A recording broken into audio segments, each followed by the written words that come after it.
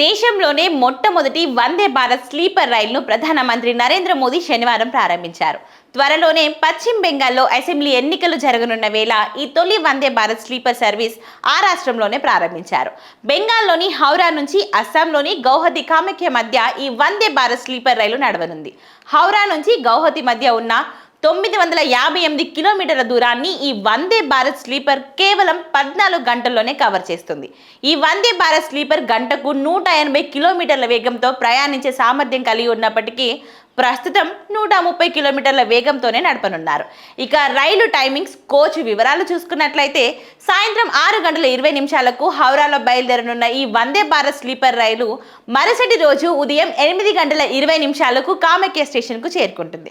తిరుగు ప్రయాణంలో కామాఖ్యలో సాయంత్రం 6:15 బయలుదేరి మరుసటి రోజు ఉదయం 8:15 హౌరాకు చేరుకుంటుంది.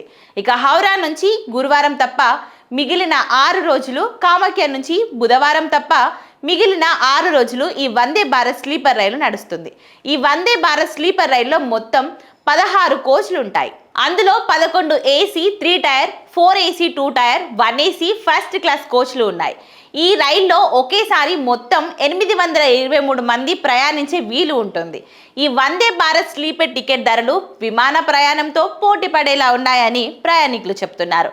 3 ఏసీ టికెట్ ధర 2300, 2 ఏసీ టికెట్ ధర 3000, ఇక ఫస్ట్ ఏసీ 3640గా నిర్ణయించారు. ఈ ధరలకు అదనంగా 5% జీఎస్టీని కూడా వర్తిస్తుంది. కేవలం కన్ఫర్మ్డ్ టికెట్ ఉన్న వారిని మాత్రమే ఈ రైల్లోకి అనుమతించనున్నారు.